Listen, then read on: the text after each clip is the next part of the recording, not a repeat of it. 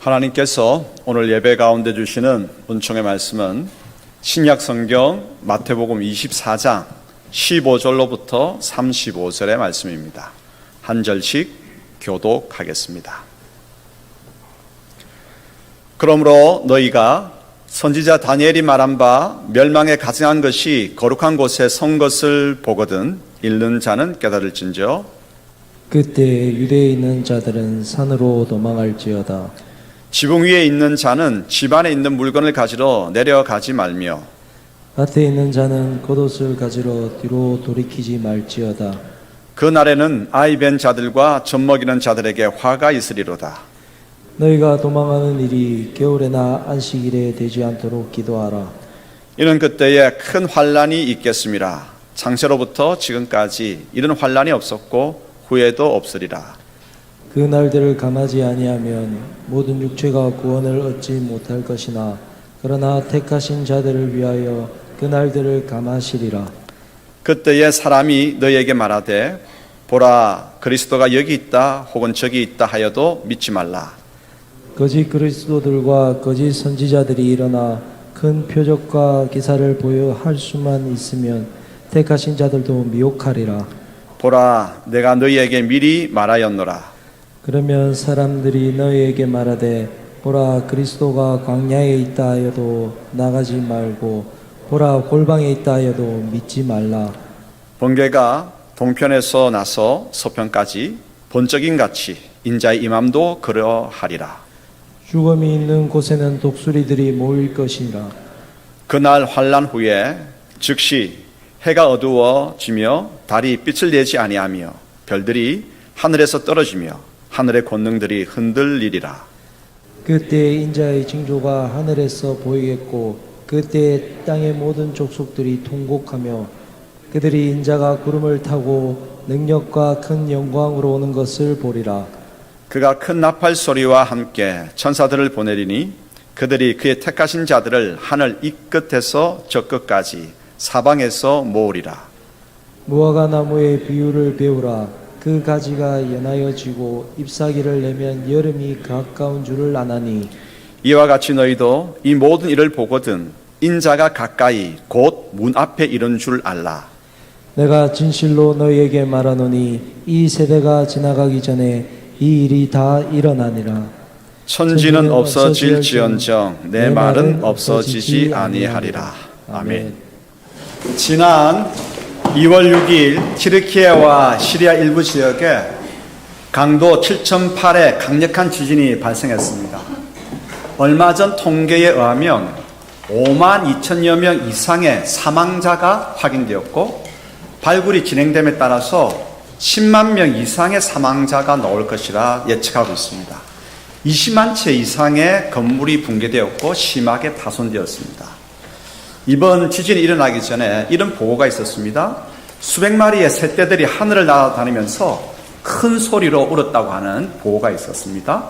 또 푸른빛의 지진광이 몇 차례 번쩍이다가 도시 전체가 정전이 되었다고.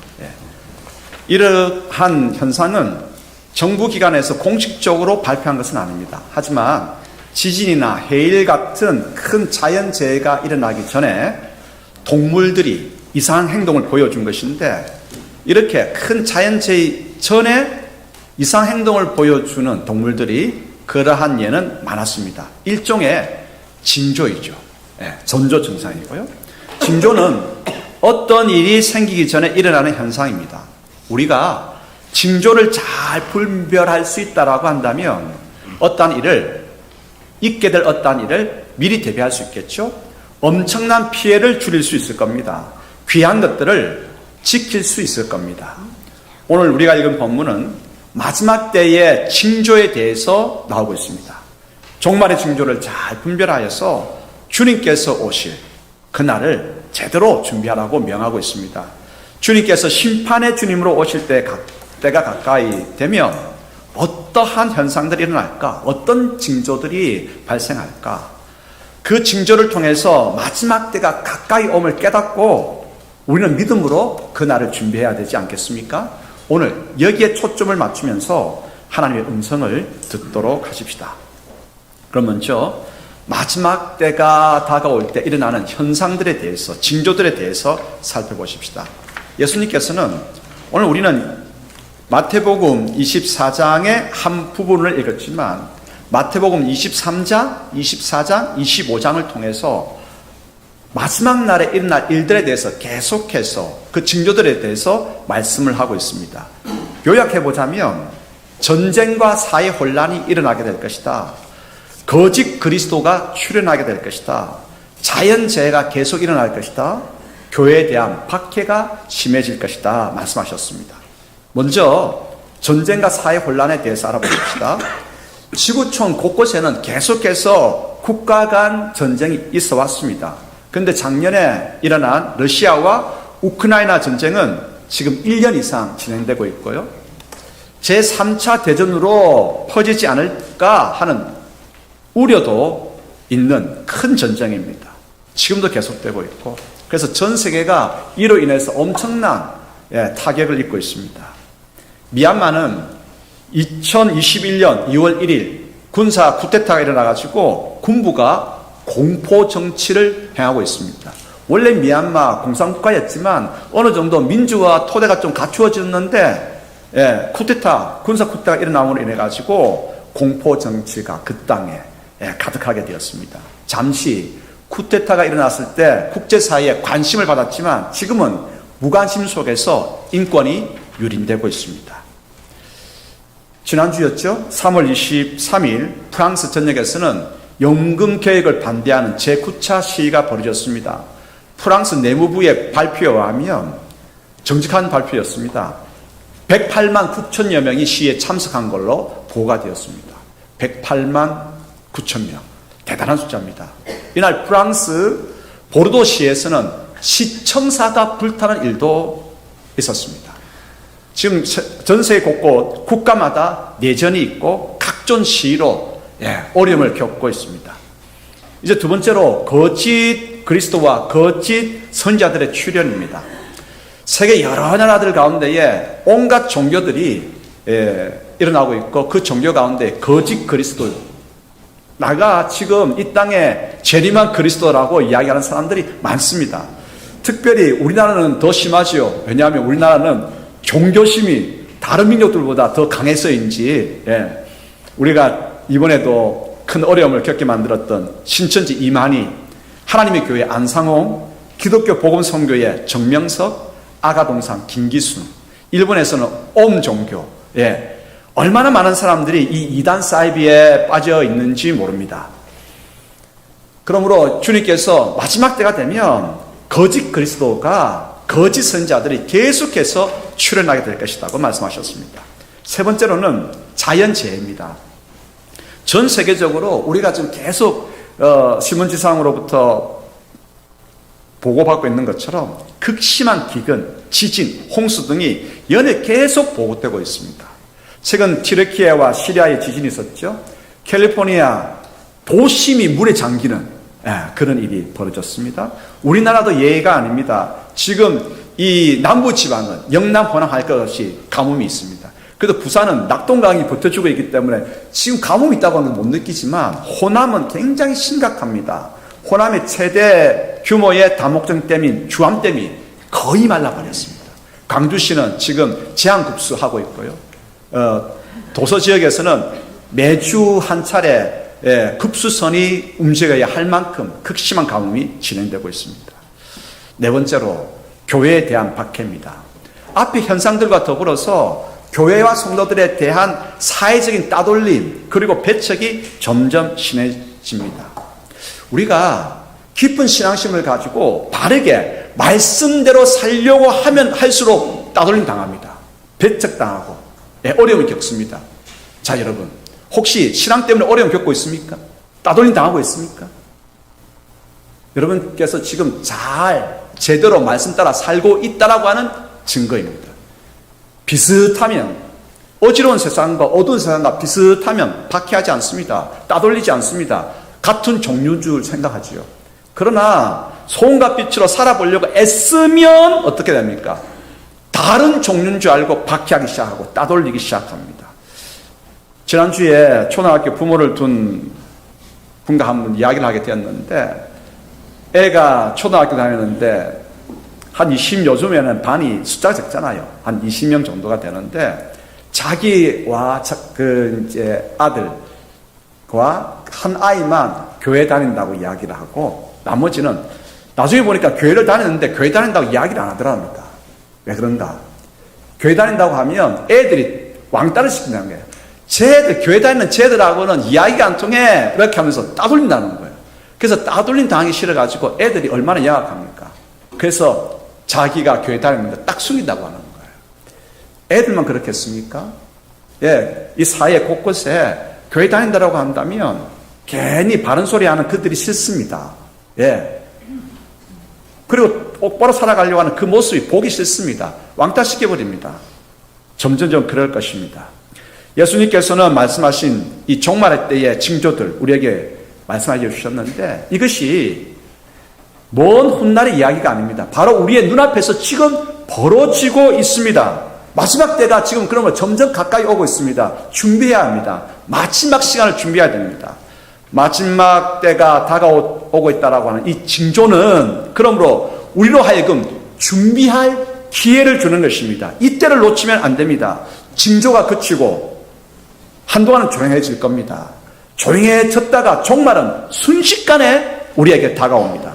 어떻게 해볼 여력이 없이 극히 짧은 순간에 이 종말에 다가옵니다. 우리의 모든 삶을 바꾸어 놓고 말 것입니다. 엄청난 규모의 강진이 일어날 징조를 보았다고 한다면 어떻게 하면 되겠습니까? 그 자리를 빨리 그 지역을 빠져나와야 합니다.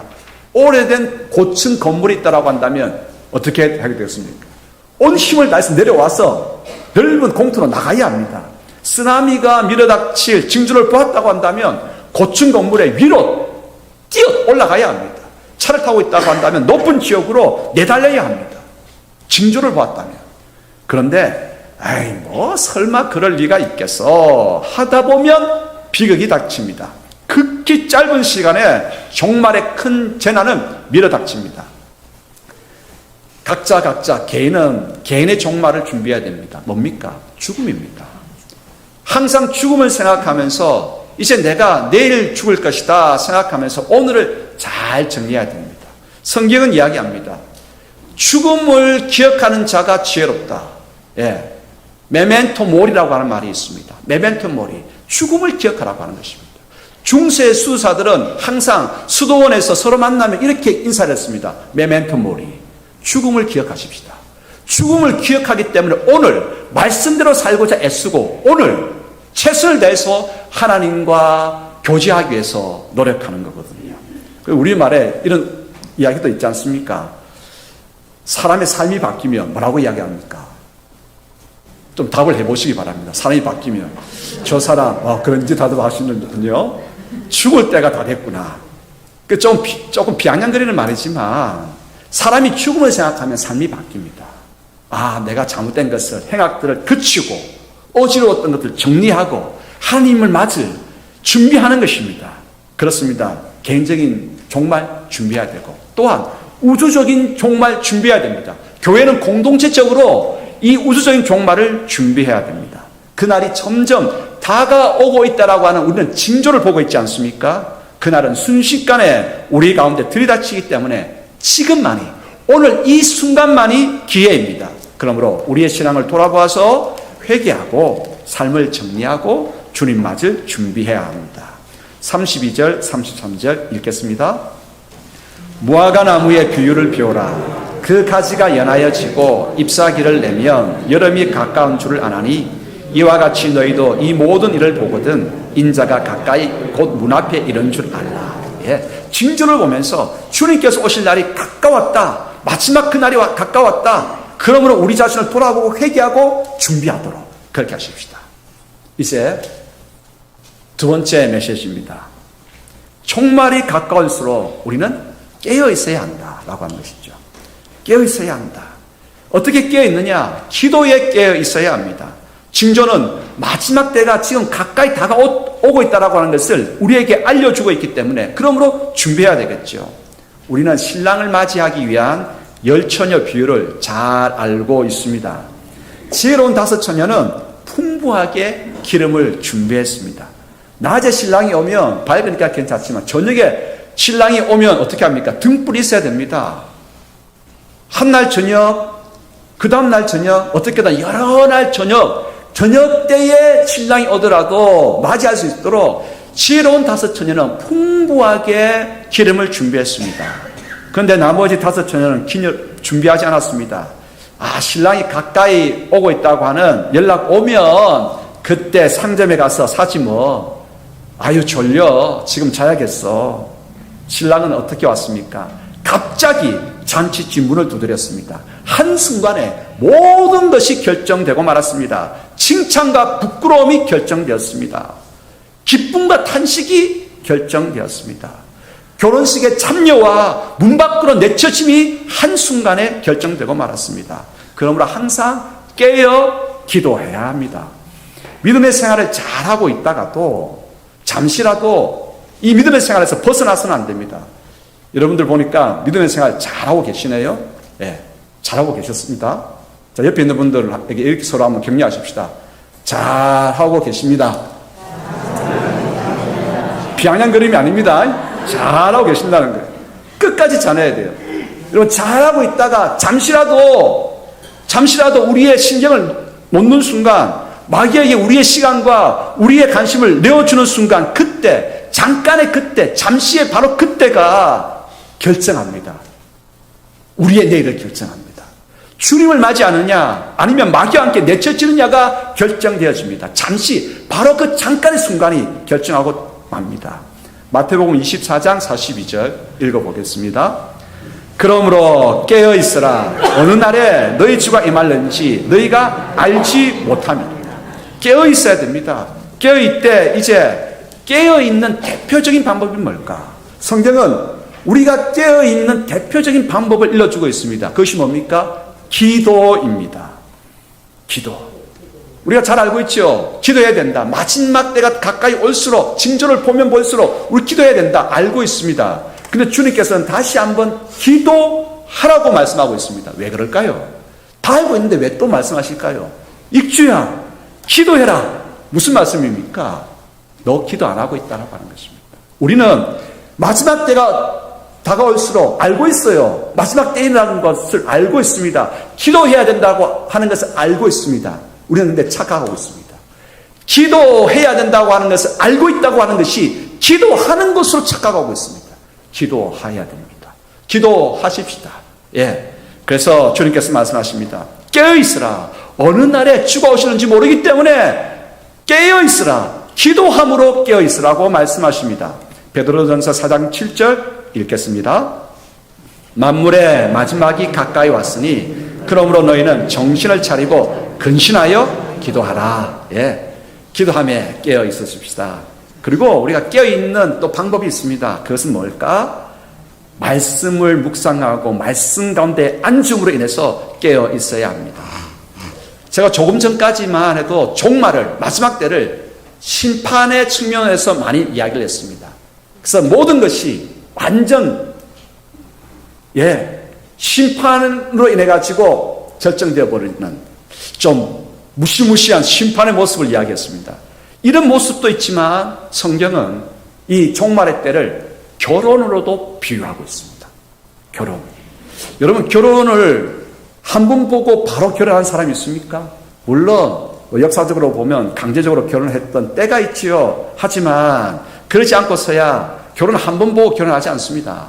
한 번 보고 또 보고 만나서 사귀고 그런 오랜 사귐의 시간을 거쳐서 결혼을 합니다.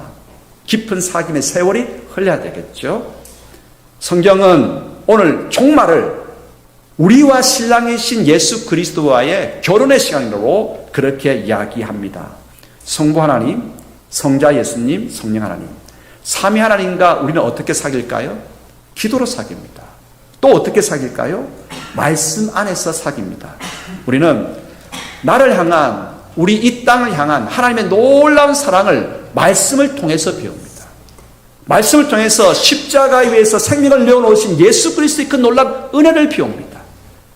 그 십자가의 은혜를 깨닫게 하시고 오늘도 부족한 나와 동행하여 주시는 성령님의 격려를 말씀을 통해서 배웁니다. 그래서 말씀 앞에 앉으면 우리는 삼위 하나님의 놀란 은혜, 은총, 격려, 그것을 알아가게 되죠. 알아가게 되고, 그래서 감사하면서 감사를 고백합니다. 감사로 하나님을 찬양합니다. 더욱더 어떻게든 하나님 앞에서 잘해보고자 하는 응답. 주님, 제가 이제부터는 주님을 더욱더 더 마음을 다해서 예배하겠습니다. 더 어떻게든 선한 삶을 실천하겠습니다. 소금과 빛의 삶을 어떻게든 해보려고 다짐합니다. 이러한 다짐의 고백이 있게 됩니다.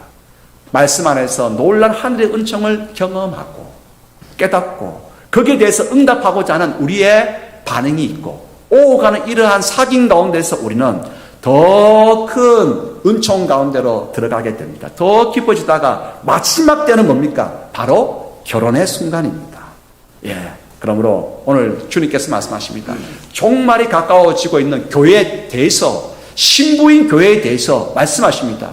마지막 때가 가까울수록 신부인 너희는 신랑을 준비하도록 깨어 있어라.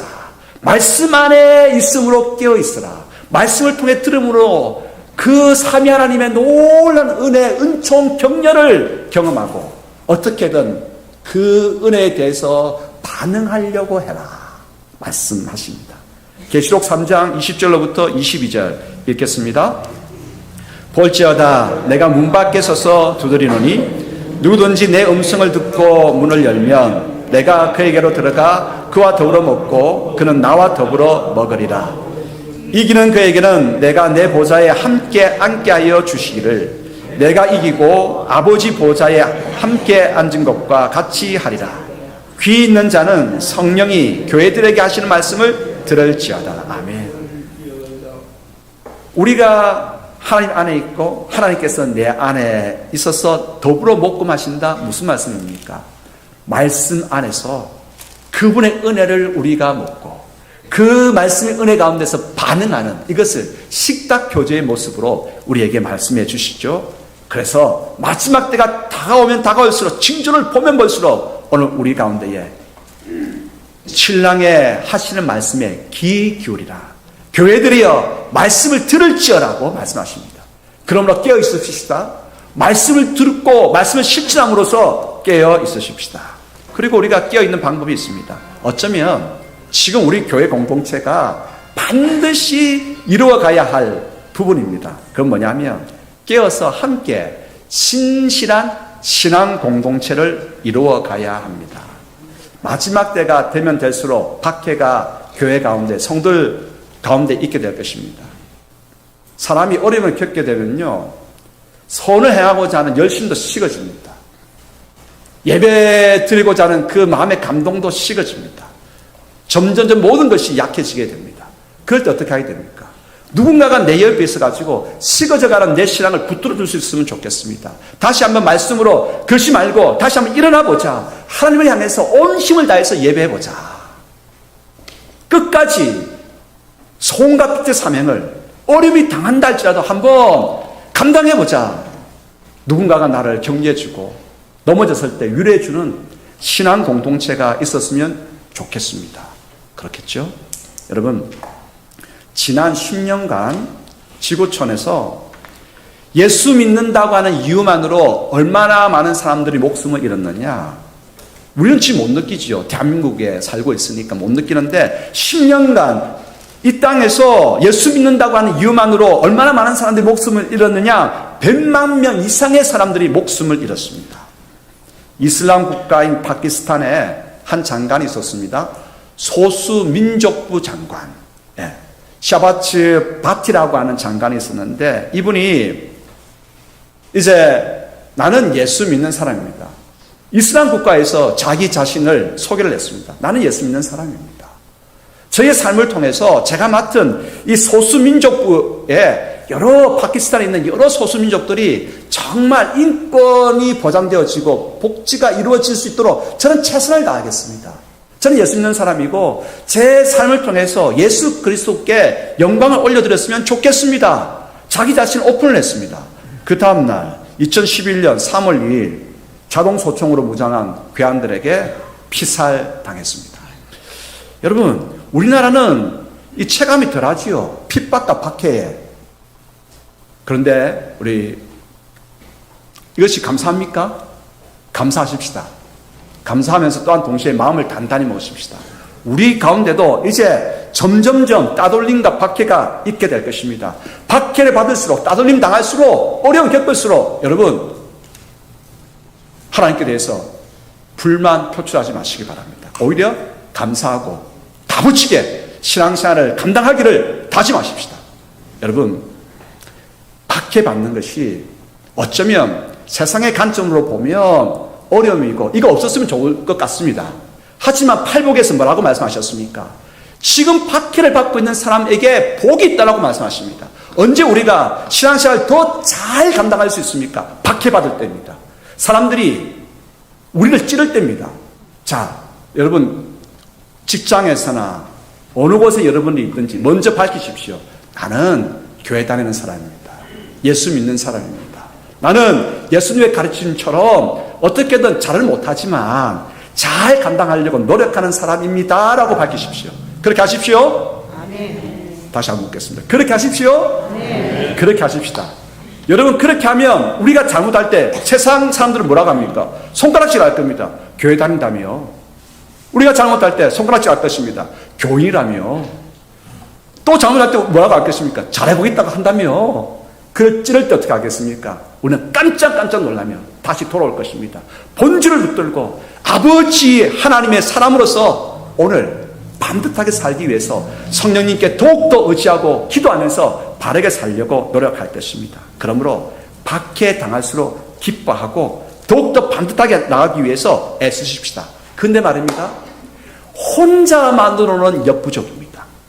나 혼자만으로 한두 번은 잘 감당할 수 있습니다. 세 번째 쓰러지면 세상 사람들이 나를 찌르는 것이 오히려 그게 분노가 일어나는 거예요. 야, 그래도 내가 니보다 낫지 않냐? 싸우게 되는 겁니다. 끝까지 견디고 끝까지 나갈 수 있는 때가 언제냐? 그래서 필요한 것이 공동체가 필요합니다. 옆에 있는 사람들이 끝까지 가자. 끝까지 가자. 오늘을 버텨내자. 이렇게 서로 격려하고 붙들어주고 위로할 수 있는 신앙 공동체가 진짜 필요하겠죠. 자, 그러면 마태복음 24장 11절부터 13절 읽겠습니다. 거짓 선지자가 많이 일어나 많은 사람을 미혹하겠으며 불법이 성함으로 많은 사람의 사랑이 식어지리라. 그러나 끝까지 견디는 자는 구원을 얻으리라. 마지막 때가 되면 사랑이 식어집니다. 교회가 사회를 향한 사랑도 식어질 것이고 성도들 간의 사랑도 식어질 것입니다. 그러나 다부치게 마음먹으십시다. 아니다. 마지막 때가 다가올수록 거룩한 공동체가 서로 격려해가지고 함께해서 더욱더 우리가 사회를 향해서 하나님의 사랑을, 그리스도의 사랑을 실천하고 그리고 성도 간의 사랑을 실천하자. 이번에 튀르키예와 시리아를 위해서 구호 헌금을 했습니다. 271만 원 모아줬고 우리 총회 사회부로 보내서 그 땅에 재난을 돕는 일에 지금 보내었습니다. 우리 더 열심히 하십시다. 그런데 어려움이 겪게 되면 사람은 사랑이 이제 식어지게 마련입니다. 열심은 떨어지게 마련입니다. 그것이 인간의 본성인 것을, 자연의 본성인 것을 어찌하겠습니까? 이 본성을 이겨내기 위해서 하나님께서는 오늘 우리에게 무엇을 붙여주시느냐? 버팀목을 붙여주셨습니다. 그 버팀목은 성령 하나님이십니다. 성령님께서 우리의 버팀목이 되셔서 끝까지 가자고 우리의 영을 깨우쳐 주시고 우리 가운데에 하늘의 놀라운 은혜와 은사들을 허락하여 주십니다. 또한 동시에 버팀목이 또 있습니다. 성령 하나님 말고 오늘 자 앞뒤 좌우로 한번 싹 보시면서 인사를 한번 해보시겠습니다. 눈인사 반갑습니다. 반갑습니다. 눈인사 해보시겠습니다. 여러분 앞뒤 좌우로 인사한 바로 그분들이 하나님께서 오늘 우리에게 버팀목으로 보내주신 천사들입니다. 이분들이 있기 때문에 내가 쓰러지는 바로 그때에 이분들의 격려와 이분들의 위로와 이분들의 말씀을 통한 격려를 잊고 어떻게 됩니까? 일어나는 것입니다. 일어나는 것입니다. 넘어졌을 때라도 자식 또 넘어졌어. 손가락질 하지 말고 안으십시다. 안으면서 김집사만 넘어진 거 아니야. 나도 지난달에 넘어졌잖아. 그런데 아이고 우리 김 장로님이 붙들어져 가지고 내가 일어났지. 네? 일어나. 같이 일어나자고. 그때 성령님께서 역사하십니다. 가슴이 움직입니다.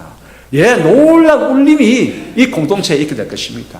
마지막 때 어떻게 이깁니까? 마지막 때 어떻게 끝까지 버팁니까? 오늘 마태복음 24장 13절은 너무나 중요합니다.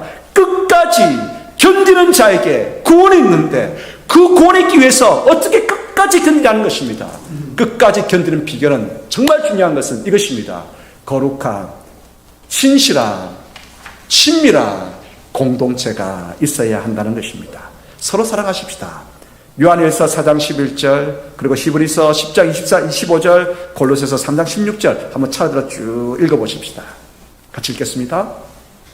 사랑하는 자들아, 하나님이 이같이 우리를 사랑하셨은즉 우리도 서로 사랑하는 것이 마땅하도다. 서로 돌아보아 사랑과 선행을 격려하며 모이기를 피하는 어떤 사람들의 습관과 같이 하지 말고 오직 권하여 그날이 가까움을 볼수록 더욱 그리하자. 그리스도의 말씀이 너희 속에 풍성히 가하여 모든 지혜로 피차 가르치며 건면하고. 아멘. 이처럼 서로 말씀을 통해서 건면하고 서로 선을 베풀고 사랑하고 함께 기도하고, 그래서 끝까지 이 어려움을 견뎌나가는 하나님의 백성, 거룩한 하나님께서 기뻐하시는 교회 공동체가 되기를 소원합니다. 이제 개인적으로 깨어서 기도하고 개인적으로 깨어서 말씀 앞에 앉고, 이것도 중요합니다. 공동체적으로 그렇게 하십시다. 함께 기도하십시다 하면 우리가 다 함께 모여서 같이 기도하십시다. 공동체의 기도. 또 말씀을 함께 읽으십시다 하면 다 함께 앉아서 그냥 성령께서 해석해 주시도록 맡기고 처음부터 끝까지 쭉 읽는 겁니다. 예. 그때 놀라운 역사가 일어날 것입니다. 이번 주 수요일 날은 고린도전서 성경 읽기를 할 것입니다. 1장부터 마지막 장까지 읽을 것입니다. 목소리가 좋으신 분들 낭독하는 일에 조금 도움을 주시길 바랍니다. 신청해 주시고, 많은 분들 유튜브로도 방송할 거니까 다 함께 공동체적으로 말씀을 읽고 우리가 힘을 내고 용기를 얻고 하늘의 놀라운 위로를 체험할 수 있게 되기를 소원합니다. 끝까지 견딜 수 있도록 우리는 서로가 서로에게 보탬목이 되어지고, 우리는 바로 옆에 있는 동료들의 붙들어줌의 은혜가 필요한 존재입니다. 자, 그러면 한번 이렇게 인사하십시다. 집사님은 하나님이 보내주신 버팀목이십니다. 옆에 보면서. 예. 자, 이렇게 또 한번 인사하십시다. 함께 끝까지 견뎌나가십시다. 예.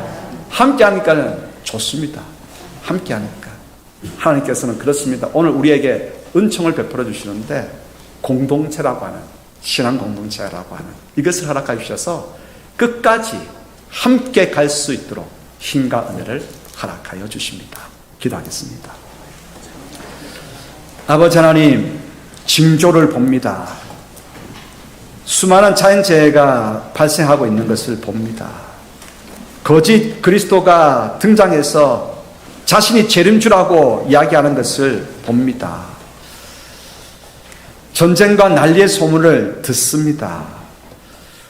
참으로 어려운 박해가 일어나고 있는 것들을 주님 듣습니다. 주님, 이 징조를 보면서 마지막 때가 가까이 오고 있구나. 준비하자.